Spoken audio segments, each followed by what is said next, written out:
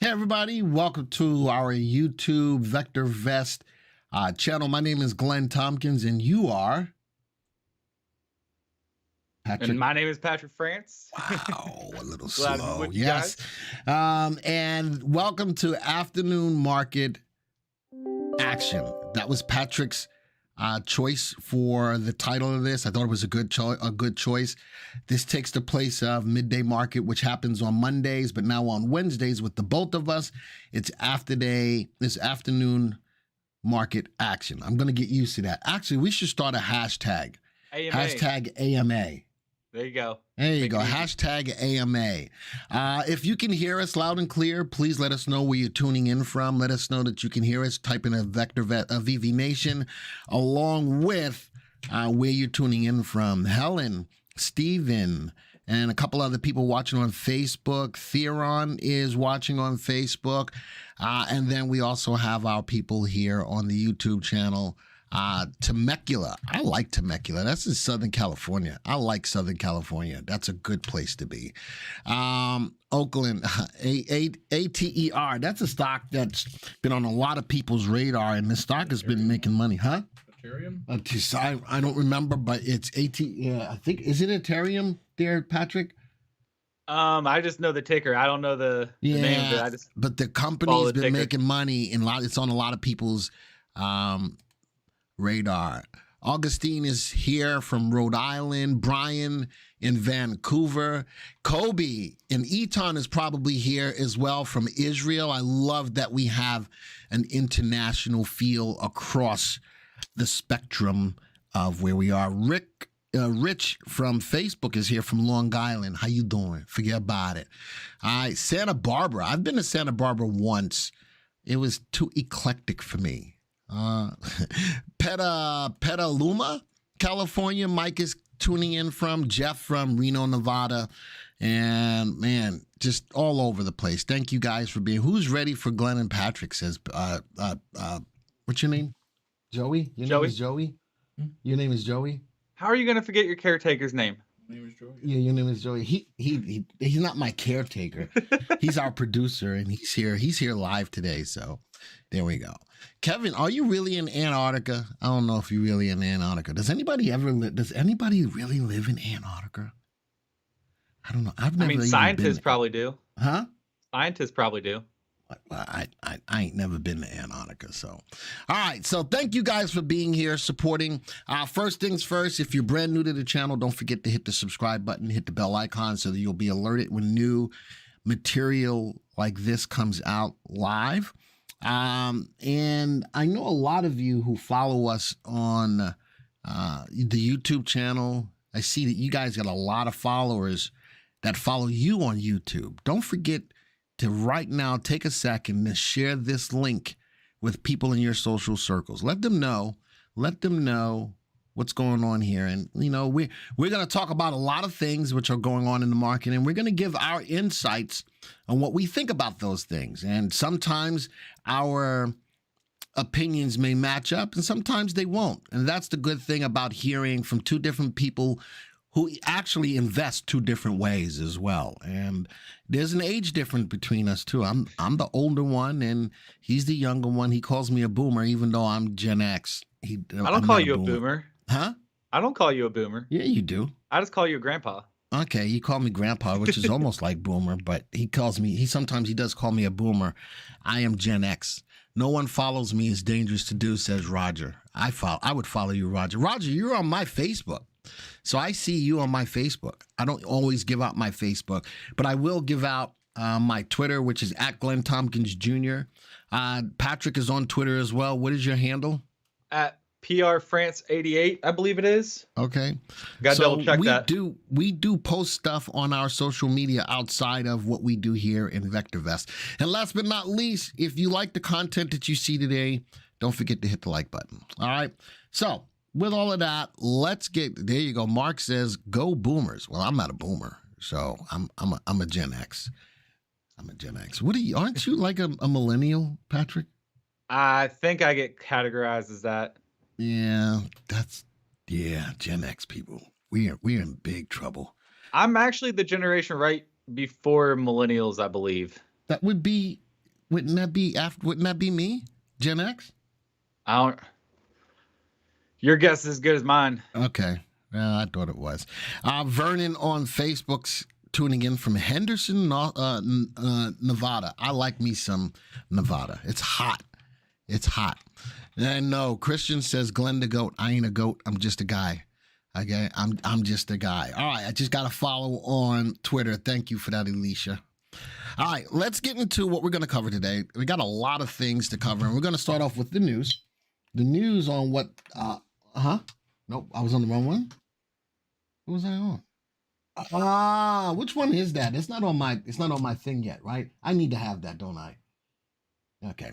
So, watching the both of us, that's what it was. Watching the both of us and watching some of the news that's going on. So, I posted up, this is one of my articles that I wanted to see. Just across the board in regards to inflation, what's going on with inflation. So, Bank of Canada raises rate by 0.5 point. UK, inflation hits fresh 3-decade high, squeezing household budgets. Inflation keeps the Fed on track for a 0.5 point May rate increase. I honestly think that it needs to be more than that, but I understand why he's not doing that in regards to trying to make sure we don't go into a recession. I think it's inevitable that we will. Federal deficit, blah, blah, blah, blah, blah, blah, blah, blah, blah. How high is inflation? What causes it? Just China inflation rises as lockdowns, Ukraine war drives up prices. So the reason why I look at this, and Patrick, what is your input on this? The reason why I'm looking at all of this, was everybody late to the party when it comes to going after inflation, or was everybody just following what we did and everybody thought that it was just transitory? What do you think? I mean, everybody follows the Fed. The Fed, for that type of body, everywhere around the world follows what they do. So I think, yeah, I mean, if we were late, everybody else is going to be late. Nobody wants to make that first move. So until the U.S. starts making that move, nobody else is going to make that move. So now we're all screwed all at the same time. Yeah, but that's the thing, is if it's equal across the board, then, is it really that bad? Well, yeah, I think it's that bad because no matter what, we're paying more money for stuff that we need, right? Yeah. So if it's not us, it's Canada, it's the UK, we're all in the same boat. And I think that everybody's got to go through the process of trying to bring that back in by raising rates. I mean, everybody's saying, they're comparing it, saying we're back in the 80s. And I don't know about you, but I was born in the 80s, and the 80s were a pretty cool time. So it's okay to be back in the 80s. I graduated in the 80s. You were born in the 80s? I graduated in the 80s. Sigh. Fed Governor Glenn has spoken 100 basis points ASAP. I really, really think that before the end of the year, I think he's going to have no choice but to raise it at least one time, 100 basis points. I think, and at that point in time, he's going to just concede that, screw it, we're going to go into a recession and there's no way I can stop it. And that's not going to be until after elections, that's for sure. That's why I say the end of the year. Yep. That's just why I say it to the end of the year. So that was just one story looking at inflation. We know it's an issue. I wanted to look at it globally. And, I like the Wall Street Journal. Look at it globally and see what was going on. Another inflationary thing. Supplier prices rose sharply in March, keeping the upward pressure on U.S. inflation. So it's not just the consumers, to produce. Something else comes out tomorrow. One other something comes out tomorrow, another inflationary. Let's go to investing.com. So there's another one that comes out tomorrow. Glenn, didn't you hear though? This is the peak. Everything's going down from here, so we're good, right? Yeah, No. This is the peak. Is the new? This is it, or it's transitory. Oh Lord, I hope not. I so hope not. This is all of them. Jobless claims, export. Wow, export price index is tomorrow. All right, so we had producer, and tomorrow is export. So all of this week is all about what's going on in inflation and how bad is it. That's pretty much what it comes down to. How bad is it? All right, so it's bad. Now, this was a story from Patrick. There's probably two of them in here for you, but I'll let you talk a little bit about this. As JP Morgan's earnings fall 42% as deal making slows from exceptional first quarter 21. Yeah. So if anybody wasn't aware of already, JP Morgan kicked off earnings this morning. Missed earnings. They're still making money, but definitely lower than what they were expecting. A lot of it seems to come from what they were saying. If you compare a year ago when they got that $4 billion push to boost their earnings, when they removed some of those funds that they set aside to help out with potential COVID stuff? Yeah, COVID stuff, defaults on the loans and all that. So, you're starting from a higher number at that point, and it is lower. But I mean, when you break it down, they didn't have a lot of exposure to Russia. So this is one that you can't just blame on Russia. It just looks like, all across the board, all their areas seem to be slowing down. And there doesn't really seem to be anything from it that really seems to be, a shining light in it or something to take away that you can say, okay, that looks pretty good. So I don't know. We're going to have to, I think this is going to be leading the way for most of the banks. Now, Citi reports tomorrow, I believe. Citi, as a matter of fact, let me bring that up for you too. Earnings calendar. And from what I see, they have a lot more exposure to Russia than JP Morgan did. There they are. This is Wells, Morgan, Goldman, Citi, U.S. Bancorp, PNC, Ally, State Street. All right, so there's so it's going to be interesting. It's going to be interesting to see how some of these play out, especially the bigger ones like Goldman Sachs, Morgan Stanley, that do a lot more investment banking across the globe, how the Ukraine-Russia conflict is going to impact those come their earnings tomorrow. So, one of the positive signs, it wasn't really about the company itself, but just, Jamie Dimon's thoughts on the economy. He did say the economy looks strong, especially for the short term. It's just, everybody keeps looking at 2023, though. The beginning of 2023 is seeming like where everybody's pointing the finger of that's going to be the big issues that start to come into the market, when we're really going to see those impacting the markets. So that's the reason why I think a recession in the end of this year going into next year. I think next year becomes a year of strong poopiosity. I could see it being a self-fulfilling prophecy, though. Everybody keeps looking at that. Everybody's worried about 2023. If everybody focuses on that and everybody starts doing the same things, taking defensive actions, that's going to be that self-fulfilling prophecy that, drives markets down. Everybody's going to be staying away from it. So that in itself could be dangerous, everybody focusing on one specific time. So I got you. All right. What else is here? And I've got two opposing stories here. This came out earlier this morning. Oil prices extend gains with falling supplies in focus. That was today. And then also yesterday, oil inventories rose by more than expected, 7.8 million barrels last week. So my question is, from the same source, well, no, this was investing.com. This one was Reuters. How is it in between 2 days you get two different stories like that? One. Number two, where the hell did we find almost 8 million barrels of oil last week? Where did that come from? I mean, when were the reserves supposed to be released? Last week, but it was only doing like 1 million barrels a day. I mean, that they say, doesn't mean that they couldn't do more and they just didn't report on it. Do you know, quick question, and I'm going to ask this question to everybody out there to include you. How much do we have in reserves? I have a number. How much do we have in reserves, Patrick? 250, somewhere around there. Okay, everybody in the room, give me your number, whether you're on Facebook or on YouTube. How much oil do we have in reserves? And it's a lot more than what you just said, Patrick.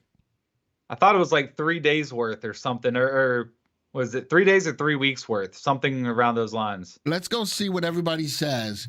I'm going to put out a number. As soon as I start to see some people put some numbers out there on the channel, Claude says not enough. Claude says not enough. 500 million barrels. It's still higher than that. It's still higher than that. I want to see if anybody, because I did the research. Even higher than that, holy guacamole. Higher than what everybody's putting out there. The number is interesting, and I need somebody to go and back me up. But I did the work. No, Tyre. Wow, Tyre says 1 trillion. Hell no, that's way too much. We ain't got that much. 1 trillion. Go big or go home on that one. I think the number is around 40 billion million. Did I really say 40 billion million? 40 billion. 40 billion. Somebody back me up. And the person I'm always going to go through in the room is Miss McClintock. She's all over it. But I believe the number is about 40 billion. Hold on, I can tell you. Have in reserves. That's a lot. That's a lot of oil. And I think a lot of people are complaining, saying, "Oh my gosh, he's releasing the reserves." We got a lot in reserves. All right, we have a lot in reserve. Current authorized storage capacity, 714 millions. All right. No, Miss McClintock says, ask Roger. All right. You are talking about two different things, says Glenn. Am I really? All right. I need, Mike came up, end of 2020, said 68 billion. All right. So the Strategic Petroleum Reserve has a max. Okay, hold on. Has authorized a storage max capacity 714 million barrels. 727 million barrels. All right, so interesting. All right, so the number that I saw is that what Glenn is saying. You are talking about oil in the ground. Is that all right? See, that's why I asked the question. That's why I asked the question, because I don't want to be flapping off at the jibs and not know. But so it's 727 million barrels. Thank you for that, Scott. All right, thank you for that. And I see other numbers coming in. How much oil is in Glenn's backyard? I ain't got no oil back there except for you talk about the oil, the bacon grease I put in the back. No, I don't do that, Si. Before everybody starts running, going, oh yeah, my everybody gosh, knows you're supposed to just dump the bacon grease down the drain. I do that. But then I do use I put stuff down the drain too as well, but that's not, yeah, I guess you guys are just learning too much from me. I don't want to put all that information out there. That's crazy. All right. So it was just interesting to watch the two different stories, falling supplies and focus, but we also found 7.8 million barrels last week. So I'm glad to know that the number is a max of 727 million. All right. So save that bacon oil. Listen, I'm all about the bacon. I don't need the oil. All right. I enjoy watching your live feed. I'm in North Carolina too. Thank you for that, Scott. And thank you for that clarification. I always want to know, because the numbers that I saw was the number that I saw, but I didn't realize that included the oil. That's a lot of oil in the ground. That's a lot of oil in the ground. But the max reserves is about 700. I'll put it out, that's 700 million. That's a lot of oil. U.S. releases 1 million barrels a day, but to who? Well, for the most part, Mr. Bojangles, I don't know if I should say Mr. Bojangles, but I'm going to say that, is going out to the EU, all right, to help to ease the pain of them having to depend on Russia. I think I did a video not too long ago talking about liquefied natural gas. All right, we're picking up, putting more into their coffers as well. To get them off of the fossil fuel as well. Uranium goes up with rising oil costs since it's energy alternative, but better since it's carbon neutral with more room for expansion of use. And I just did a video not too long ago on uranium. You know how you used to say pork is the other white meat? I'm thinking uranium is the other energy. You think the other glowing energy? Hey, but actually, it's cleaner energy too, right? But the byproducts of uranium, you know, where do you put the nuclear waste? That's the other side of it, right? Just that's the other give side it to SpaceX, have them send it off to the moon. You know, that might not be. But then what happens when the moon gets unlivable? Okay, shoot it into the sun unlivable. Huh? Shoot it into the sun then. I don't care. Pick a planet, aim it at it, and go for it. Wow. What if we're killing And that's coming from somebody who has a brother that actually works on rockets and So Wow. he can build us the rockets, send it off. We're good. Just shoot it out in space. Yeah. Oh boy. That's millennial talk right there. That's that millennial talk. That's some scary stuff. And folks, the millennials are the future of this country. Sigh. All right, so let's go to my next story. What's up here? This is another Patrick story. I don't know if I agree with this. There's a 90% probability that the stock market has already bottomed in 2022, according to FundStrat's Tom Lee. Talk to me about that. Did we talk about this last week, or is this one for this week? You gave this to me. You sent this to me today. Did you not? It was in my team. This is one I posted a while, or posted like, I think it was last week. Well, it says April 3rd. Okay, so we don't need to talk about this? I mean, we can. I mean, I still think this is very, very pertinent to what's going on. I think, this kind of confirms it. Talking about how based off of, what was it? If you scroll down, it's in there, but based off of some type of major crossover with moving averages on the S&P 500, I believe. 200-day moving average and the S&P, I believe it was. Yeah. Price, or the S&P 500, when it crossed below the 200-day moving average and then goes positive right afterwards, we've only had like one false signal, if I recall correctly. I mean, I'm trying to remember it off the top of my head right now, but it was basically stating that we've only had one false signal since for the last 30 plus years or so, I think it was going off of. So let me once ask that you happens, question. you usually see the market bottom, and the market's returning an average of about 13% annual. So, do you believe this? Yeah. I mean, let's do this before we go to the next story. Let's get into the software. Let's talk about it. Earnings are still rising. All right. We're not in a bear market. I agree with that. We're not in a bear market. Yeah, we're pulling back right now, but if we start turning that corner, we're hitting a higher low, and as we know, higher lows leads to higher highs. So we're not in a bear market. Everybody's stating time and time again, 2023 is the time you need to be worried for. I just don't see us. I see this being a good talking point that, kind of goes to show that we're not done yet. To the There's upside, still one last hurrah in the market everybody's expecting before we start seeing the bottom really dropping out. All right, so here we are. This is on a 3-month view of the market. All the topsy-turvyosity going on. The market pulled back to a couple of things. Hit this level of support by a trend line, as well as hit a level of support of the VectorVest composite of $60.66. Put those two together, that's a floor. Here was the prior floor on the VectorVest composite, sitting at $58 and some change. So I don't know. I don't know if I agree that the market has hit a bottom, because we still got all of the stuff going on with inflation. And I think that as interest rates rise, it's going to affect companies' earnings. There's not going to be no ifs, ands, or buts about it. It's going to. Yeah, inflation's going to rise, yes. And yes, that could impact, not inflation, earning or interest rates are going to rise. Right. But still, when you do the math on inflation, then you look at interest rates, we're still negative. Technically, we're negative interest rates right now. Real interest rates are negative. That's true. So even if they start rising, that's fine. That's not going to have an impact, because we're still, it's still more money for them, because they're now borrowing cheaper than what they were at a 0 or a 0.25% interest rate.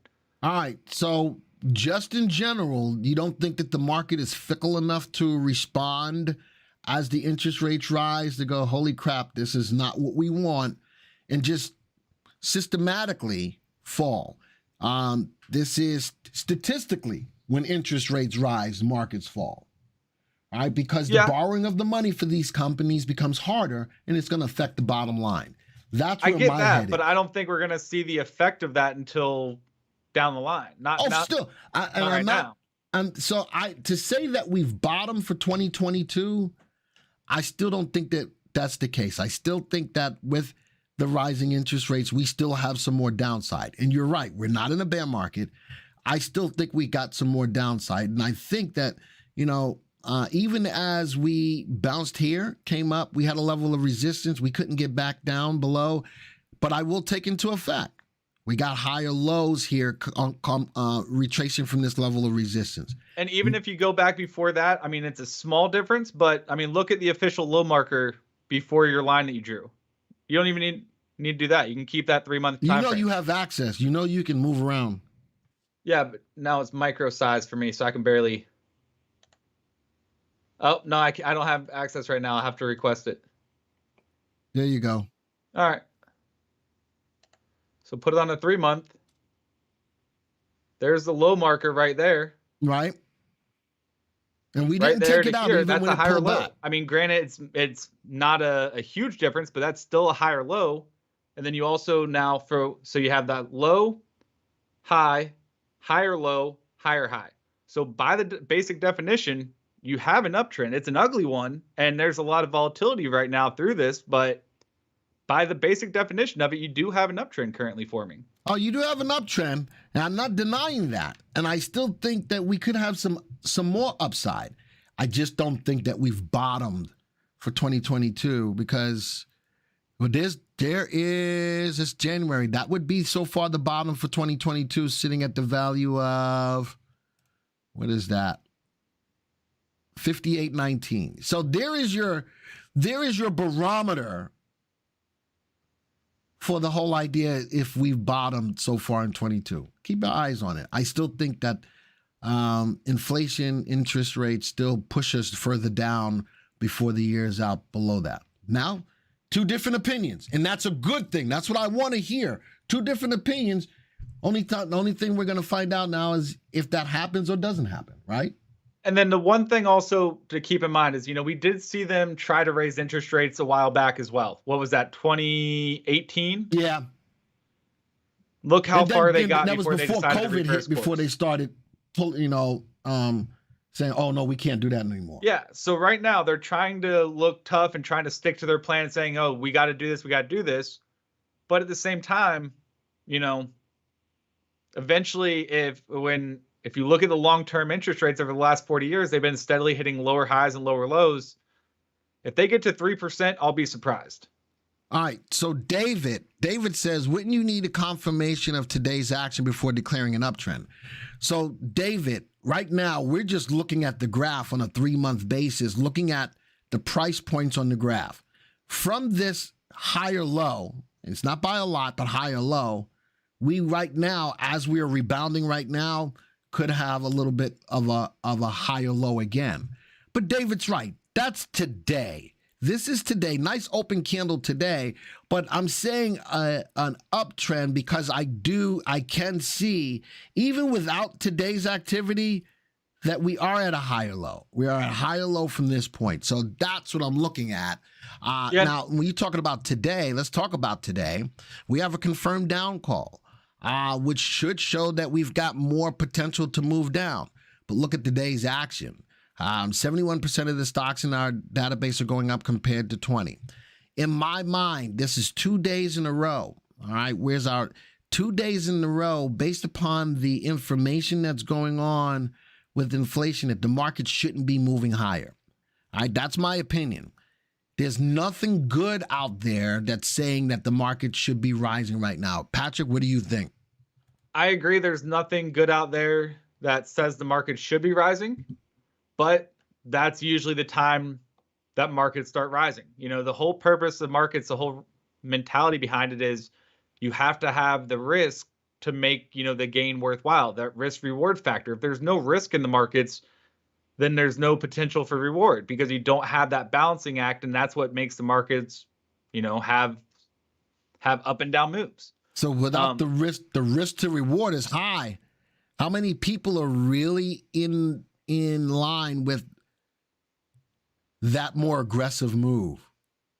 Evidently enough, because the market's moving up today, right?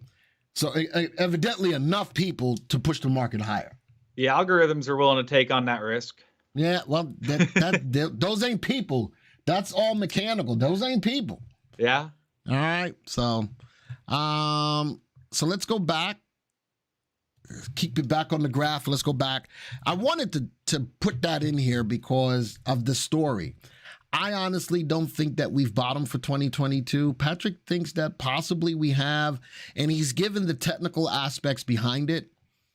I still think that the looming issue is inflation, and I'm afraid we're going to get into stagflation while we have rising interest rates and rising inflation at the same time. That's gonna stink.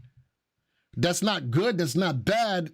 But it's really not good. But it really ain't bad. But you know, from the Fed's perspective, though, they don't care if they have inflation. They want inflation first and foremost. Because whether that they means say the economy they want is it or good. not.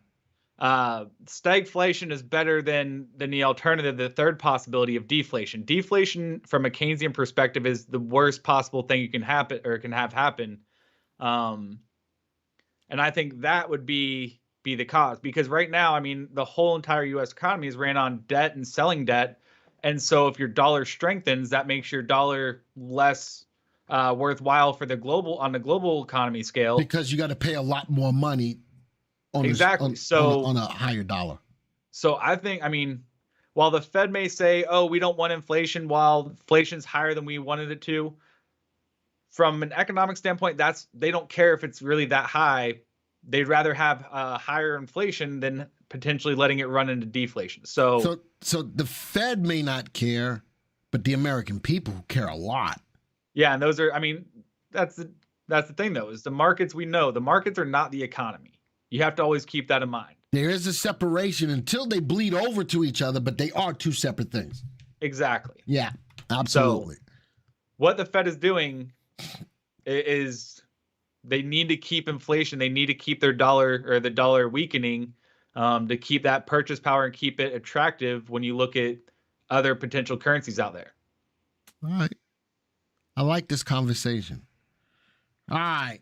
Oh, this is your stock you wanted to keep in, you wanted the news on. Plains All-American Pipeline, PAA, ups Q1 distribution by 21%. Talk to me. So I talked about it a little bit in our Jockey Club earlier this morning. I talked about it in a video I did on Monday. This is a stock that I found from Wall Street Bets, and I thought it was an interesting play. Yes, it's an LP, so for tax purposes, that can be kind of annoying having to deal with, you know, the forms, the extra forms and stuff. But from a standpoint, or a trading standpoint, I like the setup. Not only are they increasing their cash distribution by 21 and almost 22%, it looks like they're going to be continuing to increase that distribution as well throughout the year. But also from a technical standpoint, it looks good. We'll talk about that here in a second. But basically, they own the pipelines for one of the biggest basins that have that, you know, or collects oil, natural gas, that kind of thing in the U.S. They own the pipelines that all that's going to have to go through. The Baker Hughes oil rig count has been increasing, not drastically that it's enough to cause headlines, but that's why I like this, is it's flying under the radar currently. And as we start to see the Baker Hughes oil rig count start to increase, this could definitely be a huge plus for them. On top of that, you also get that cash distribution as well. So I almost brought up a story on the Baker Hughes rig count because it did hit my radar, but it was enough that we had today that I didn't pull that story. I still think that that's a hot space to be in. And a lot of people think that the whole energy or oil space is overbought. I don't disagree with that. But if the market keeps giving it to you as a place to put your money to make money, I'm still going to be of the mindset to say you got to. What's the image? The image is PAA. Papa and that's Alpha the thing, though, Alpha for all you with the military cash people distribution. Say again? With you know, the basically, I'm going to call it a dividend. I know it's a cash distribution, but it's basically a dividend that you're getting. It is a dividend. That's what it is. You know, that dividend, even if you are feeling like you're at the peak, you're still going to get supplemented by that with a pretty hefty dividend as well. And then if we have a chance, take a look at the graph. It's one of my favorite patterns out there. We're seeing a breakout from it. So that's another reason, not only from a technical play, so you get the underlying capital appreciation, but you're also collecting that dividend. It looks like quarterly as well. And that's huge. I mean, if you're worried about it, it's more of that conservatives play, if you will. But it also has potential to make some capital appreciation at the same time. All right, so let's talk about that. Let's go. Here's your picks. So we talked about the news. I think that these segments for us on Wednesdays, we're going to be a lot of information on the news that we like, that we don't like, blah, blah, blah. And then we're going to look at some of the picks that we have set up for you. Now, you talk about that distribution. This PAA, I want to look at it. It's got a dividend yield. You know, we're calling it a dividend. It's got a dividend yield of 7.73%. It's got an earnings yield of 11.55, which means that the stock should be able to continually cover that dividend. It's got a dividend of 87 cents. I think that doesn't take into effect this new dividend. Am I correct? I think that is the new dividend. That is? So 87 cents? All right. I believe so, which is a 21% increase or 22% increase for this year. From a dividend perspective, though, this bothers me. It's got a dividend safety below 50. Well, it's oil related. So oil, I mean, ever since 2016, oil hadn't been performing that well. All right, so that's the only thing but what I do like is that the earnings yield outpaces the dividend yield, which means that it should be able to overcome or stay right where it is or even grow. But the growth is telling me no. The safety is telling me no. That's just what I think about it. But the stock's price today is going down a little bit. It is undervalued, which I really like because it's hard to find a lot of stocks in here right now that are undervalued. I do like that it's undervalued, and I think it's got good upside potential, and it's a buy. They grow their earnings at a clip of 25%. I'm just thinking about the increased dividend. Will it be able to continue to pay? Right now, let me put this on AutoFit. Right now, it looks like, yes, it can. But that's one of Patrick's picks. And then also SJT was another similar one, but it's in the top VST stocks as well. Okay. So that's why I put it in there. No news story or anything driving behind it, but the chart looks really good. It's a top VST stock. They're also increasing their cash distributions. I think you can graph it. You should be able to graph it. What? You should be able to graph it. Okay. If you want to do that. I think that no matter what, oil is still a good place to be in the market, and I'll move it over. Even though that it seems scary to be in it, hold on. I still think it's a good spot to be. That's today's graph, and then there's the 3-month graph. 3-month.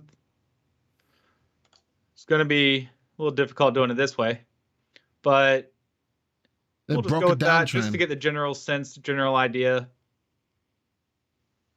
You have this wedge. Everybody who knows me knows I love trading off of wedge patterns. So you have this, which shows consolidation in the stock if you're not familiar with it. But you have consolidation over the last roughly 3 months or so. And then we saw the breakout yesterday, pulled back, retested that upper part of the trend line or upper part of the wedge this morning, and has been bouncing off of that ever since. If we can finish green today, that would be confirmation or follow through. That's a great entry in my opinion, especially considering the fact that you're going to also be collecting that dividend as well. So that's why I say from a technical standpoint, you have a consolidation breakout, which could lead to some good capital appreciation on the underlying stock. And then you're also getting that added cushion or added benefit of getting that dividend as well. Couple of things that I don't like, but I'm going to bring Mike on Facebook says, where do we find all these videos Glenn puts out? If you're on our YouTube channel, between Patrick and I, we put out a lot of videos. You can go search through all of the videos that are out there. You're on our YouTube channel right now. Like I said, don't forget to subscribe if you haven't already. Don't forget to like if you haven't already. But all of our videos are here on the channel. You can find them. Another question that comes up, it says, why do you say the oil stocks are overbought? Have you seen some of the graphs on a lot of these oil stocks? That's the reason why I say they're overbought. And they can't go up forever. I'm the first one to say that what goes up must come down, spinning wheels spin around. I love that song anyway. But what goes, and oil has been rocking and rolling. It's been rocking and rolling. And then I hate politics, but this ain't Putin's nothing. This, it ain't. Oil prices were going up before this war actually took place in Ukraine. All right. And that's as much as I'm going to get into it. Just if you look at it, if you look at the numbers, folks, it ain't Putin's nothing. Now, don't get me wrong. What he's doing is jacked up, and I think it's wrong. But, folks, we're hearing that over and over and over. I'm not affiliating in this forum with any political group.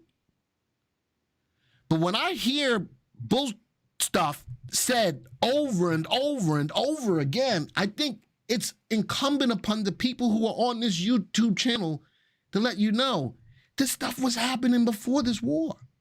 All right. I mean, so Glenn, if you can ask pretty much any of the Jockey Club members in here, if they were in here during the election season last time around 2020, after the election results, I called it. I had the Jockey Club that morning. I called it right then and there. Now is the perfect time to buy oil. We are going to see oil starting to go up from that point, and it's gone up since the election. So regardless of your political preferences, political affiliation, that was a guaranteed thing to happen. They came in on the platform of going green energy this, green energy that. That was going to shrink any U.S. oil production that was going on. I mean, that was pretty much a guaranteed fact with that election. So I agree with you. It's not party preference or anything like that. That's just following the trend and letting the trend make or dictate your trading plan. There you go. David is right along with Patrick. On our Jockey Club, Steve has been saying buying oil for the last 6 months. It's where the money is. So let's get back to this graph. Couple of things that I don't like. One, I wouldn't buy it today because it's got a down candle. Two, I don't like that the price is moving up without the increase in volume. Volume is conviction. I love that it broke through the wedge. All right. I love that the 3 and the 8 are still in play. I wouldn't buy it today, but I am also thinking in regards to what's going on with volume. That's just my own addition to it. I don't think that it's a bad play. You can't call it a bad play if I'm watching a trend line trend higher. Absolutely. I can't deny that. The stock just went from a hold to a buy. I just wouldn't buy it today. I'd keep my eyes on it. And I still think that because it's in this space, it's going to have the opportunity to keep on rising. And that's why I said, if we finish off green, that'd be confirmation. Right now, since it is red, you see potential for it, but I agree. Hasn't really confirmed yesterday's breakout. So I agree with that. I don't think volume's ever going to be that crazy because this stock isn't, a wild mover. I just wanted to be on even keel to know that as it's rising, that people are buying into it, at least on even keel. Yeah. That's all. All right. Since we looked at one of yours, let's go look at one of mine. Glenn's picks. Which one do I want? Eeny, meeny, miny, mo. Catch Glenn by the CTRM. Dude, I actually got into this in the Jockey Club this morning. Say again? I tried to trade this in the Jockey Club this morning. I've done a lot of videos on this, and some of the videos that I've gotten the most views on, this has been one of those stocks. Now, I jumped into it. Mark, are you here? Mark Norton? I didn't see him. But when I did, what's today? Wednesday. When I did midday market on Monday, he was like, shh, don't tell anybody, Glenn, but CTRM is moving up. Of course, I had to tell everybody that CTRM is moving up. And I got into it. I got back into it. This has been a stock that I have loved a minute. It's just been kicked in the arse a lot of times. For a low dollar stock, it's undervalued. For a low dollar stock, it's got great upside potential. At least it should outperform a AAA corporate bond by 26%. The safety was never there, so it became more of an aggressive play. VST for a low dollar stock is pretty good. The earnings growth rate on the stock was there. It doesn't pay a dividend, but I've liked this stock, and the company just keeps putting on more boats and growing their fleet. And just out of the blue I got no news. I got no news unless everybody went back and looked at my old videos and said, yeah, that boy Glenn is smart. I'm finna go buy that stock. And they sounded just like that. Yeah, I'm finna go buy that stock. I don't know. I got no news. But the stock is up over the last couple of days. So we've been looking at this in the Jockey Club. There's been a resistance at around $2 a share, and I've been keeping an eye on it all week and waiting for that breakout above $2. Let's go put this on a 3-month graph. This stock I've done, well, this is the count that I've done on, I've done so many videos on this stock. I've got so many notes on the stock. I've even got a fib retracement on this stock. I've put a lot of blood, sweat, and tears into the stock prior to this move. And it all started from a short squeeze. It was all about a short squeeze. This stock took off and made money, and then since then, it looks like crap. All right, but I've done a lot of videos talking about this, and now I don't know. I don't know what the news is, but the stocks there's your 220. Well, put it at $2 because that's where we've been looking at it all week in the Jockey Club. There's $2. You can look see at that. It broke through. I'm glad I'm in it. I'm back in. I'm actually trading it. I put it on Monday. Are shipping transport companies precursor to easing of supply chain issues? That would make sense to me if they are moving. Could be. But there's nothing in regards to the news on that for this stock. So I truly don't know why it's moving up. But it caught my radar. Not only is it moving up, it's doing so on above average volume. There's a lot of conviction behind the move. Definitely a lot of conviction behind the move. So a lot of give back yesterday. Look at that wick. Tall wick, but no follow through today, gapping up. I'm thinking this is people fear of missing out, of looking at when the stock's price made such a move back here. That was a huge move on this stock. All right, stock was trading. It got to a high of $19 freaking dollars. And right now that's a lot of money. And man, I made a lot of money on that stock. Ooh, yes, I did. But the video was out there. The video was out there showing about this stock. So I'm bringing it to the attention because does it have the ability to go back up to $19 again? I don't think it goes back up there again unless something happens supernatural in the shipping business. All right, so that was one of my stocks. Let's go back to Patrick's. We're not going to look at all of them. I'm looking at the time. So pick out the ones you really want to look at, Patrick. All right, so we want to go with the short squeeze, stay on topic. Weber, very bottom. There we go. This is one I found once again on Wall Street Bets. Another idea that I saw a post about as I was scrolling through, looking for different ideas, different candidates. Interesting topic.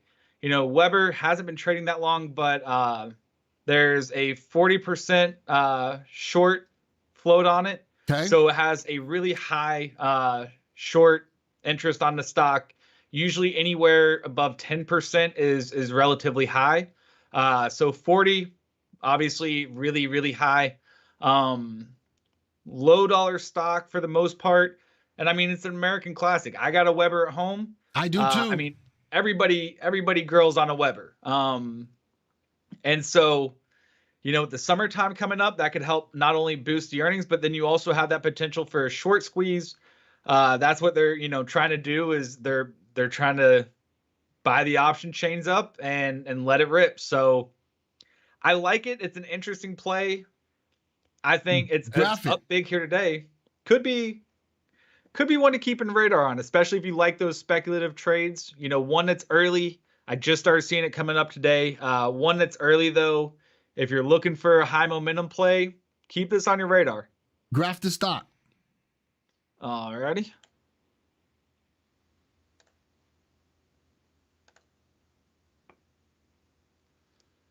So one day looking at it. I mean, it's been steadily rocking and rolling, pulling back a little bit right now, but I mean, it's still up pretty big for the day so far. Zooming out. 3 month. All right, there's your pullback right now.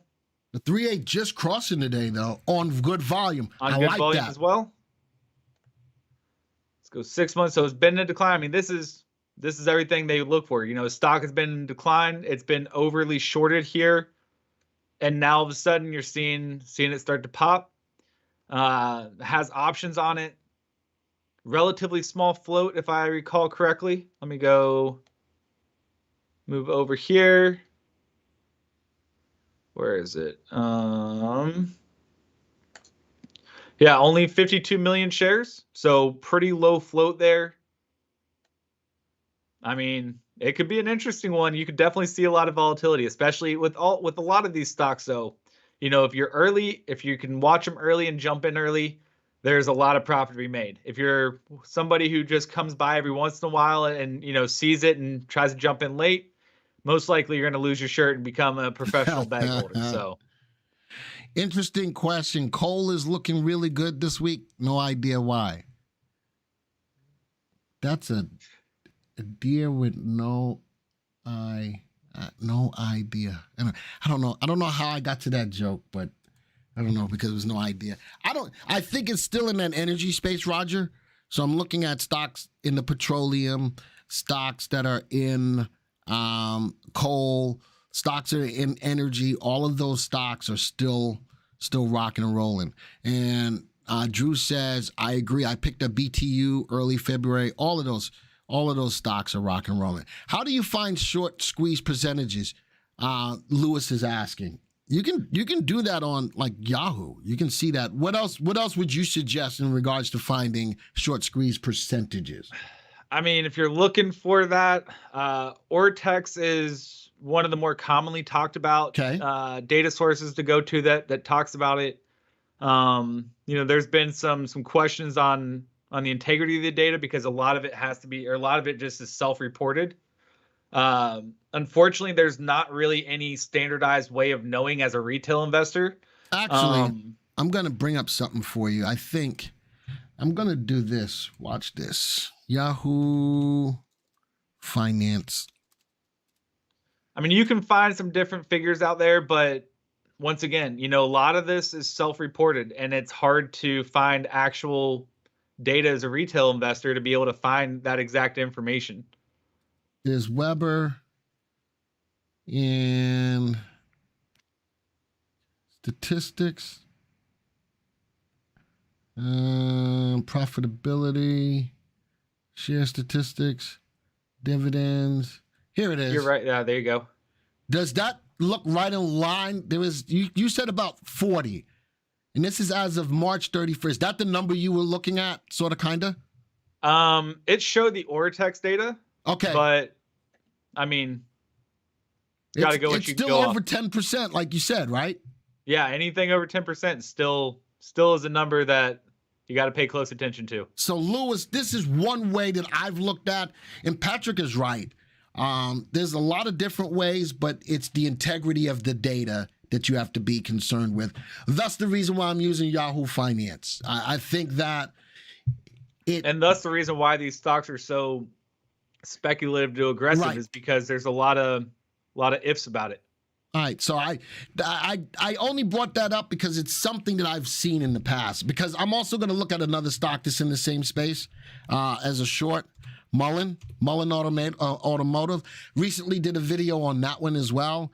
Mm-hmm. This one is down today. Let's go to statistics for it.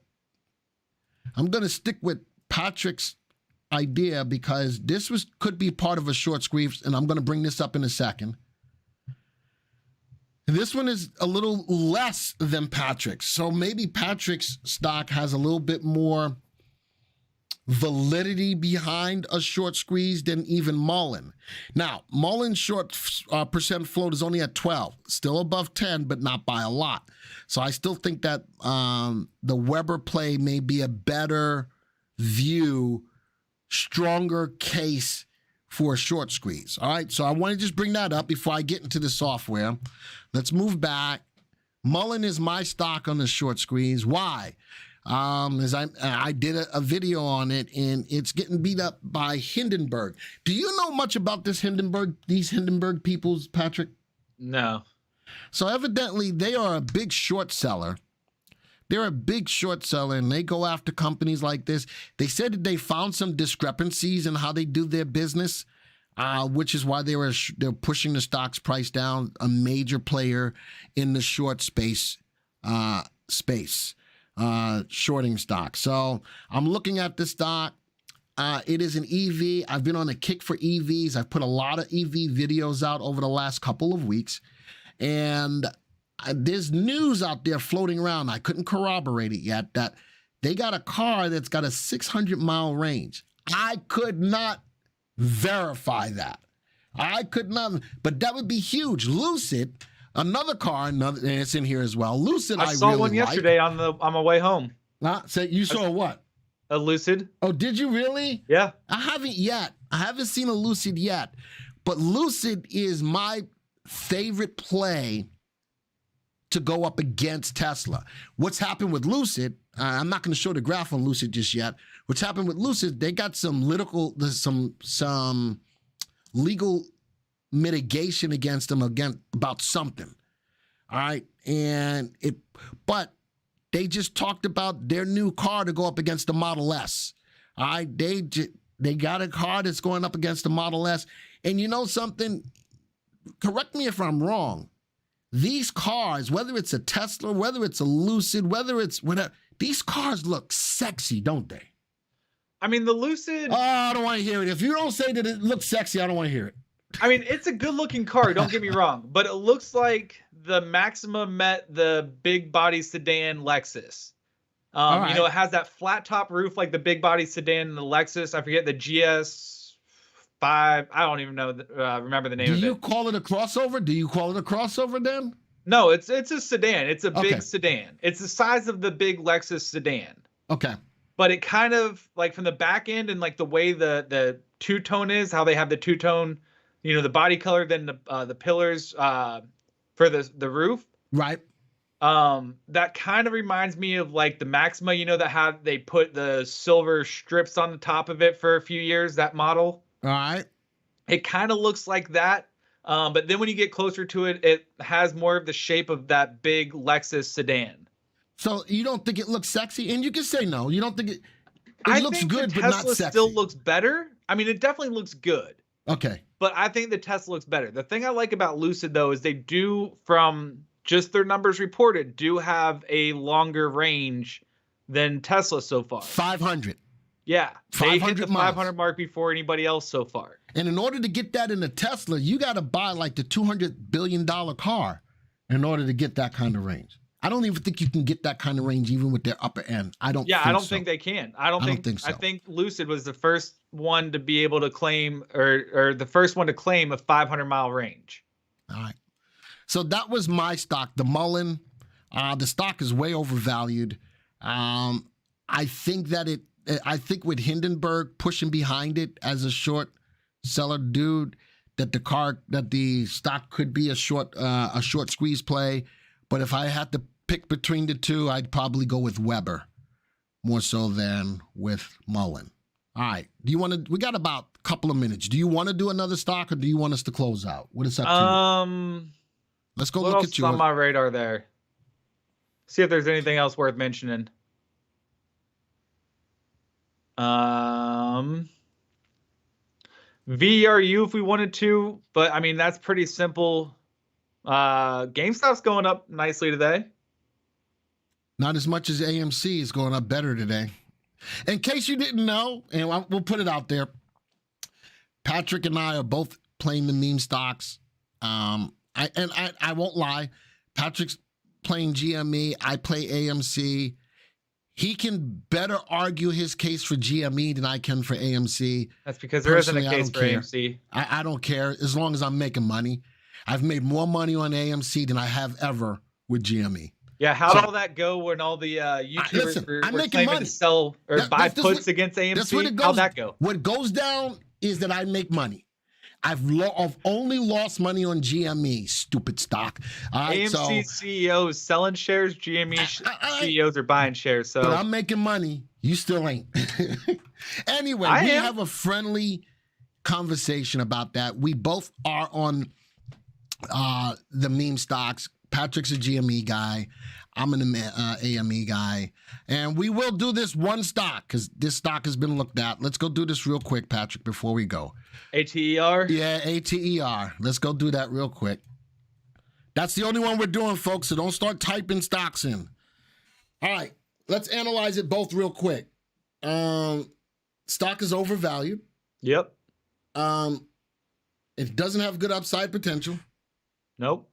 Safety doesn't look good. Nope. RT is moving. It tells me that it's probably news driven. It's a momentum play. It's a momentum play. Earnings, the company's not making money. Holy smokes. Nothing good about this stock. This is all news driven, folks. That's without me even knowing anything about it. That's everything. I don't know. Do you know anything about this stock except for the name? Just that people are trying to make it run. Okay. So this is the beauty of why we're here. Do you want to be a leader or do you want to be a follower?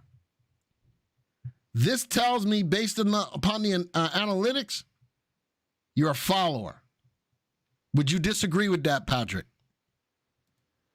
You can say whatever you want to say. I don't care. I mean, I wouldn't even go off of that. I mean, if there's a high momentum play, there's money to be made in that trade. Okay. If you know your charts, if you can chart it properly, there's money making opportunities.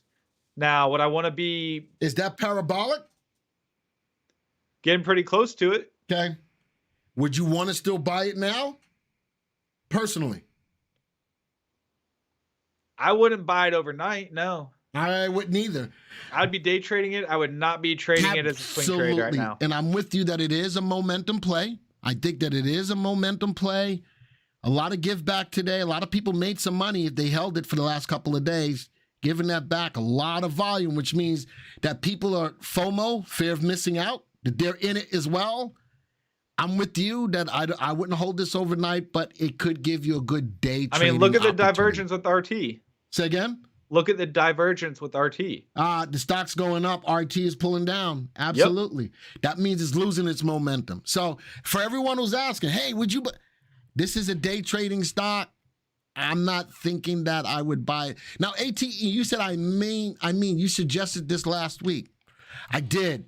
Has it gone up from when we talked about it last week as a potential, what would it have been? It would have been a speculative play. Has it gone up since the time I gave it to you? Yeah. Then that's a good thing, right? It's a good thing, right? But would I buy it and hold it? No. Could I trade it? Absolutely. All right. Can you put us on just the main screen? So, Patrick, how did you feel about how we did today? I think it was pretty successful. I think we had some I was better. Good conversations. No, not at all. I think you brought a lot to the table, and I appreciate us doing this together. It is just so that you know, this ain't my show. This is our show. All right, this is our show, and I like the conversation. I like having the differences in opinion too. I think that that's a healthy thing, to make sure that you guys see both sides of the coin. If there is a both sides of the coin, sometimes we're in agreement. All right, we're in agreement, and that's a good thing too. Glenn, a couple of more rounds, and I think Patrick would take you. I don't think so. You do realize. I mean, if you look at it though, a lot of places out there where you try to watch, they're all echo chambers. You know, they only focus on one thing or the other. So and that's the great thing about. We have the ability to be autonomous and do our own thing. Yeah. Nobody's beating us up on what we gotta say. Absolutely. So we can speak our minds without any issues, and that's a good thing. All right, so Sadly says, nope, I was only looking at one stock today. I think if we can try to make the platform or the schedule a little different, maybe we'll leave space at the end to look at your individual stocks. I think we can try to do that. What do you think, Patrick? I mean, I think we can figure out a way. Maybe we can make some way of using our community on YouTube where people can post in different stocks throughout the week, and we can cherry pick some of those and show them at the end of. I like that idea. So let's do it this way. In order for those stocks to be looked at for next week, you've got to chime in to this video. So once we're done live, come back to the video and type in the stocks that you would like to see. And between Patrick and I, next Wednesday, we will cherry pick. We'll use the name that was given. We'll cherry pick a couple of those stocks. But I think it's got to be done that way, so that way we know that we're picking the stocks that you want to see from this presentation. So once this goes back and it's a video, not live, go back, chime in on the comments, and we'll get that squared away for you. Yep. All right. I like that idea, Patrick. That was a good idea. I'm full of them. All right. Yeah, you are. You're full of more than just ideas. All right. I'm going to log us off today. All right. Adios. Arrivederci. Ciao. Au revoir. Sayonara. Aloha. To all my peeps in Hawaii. Bom dia. Salam. Shalom. Namaste. Yasu. Until next time, folks. See ya.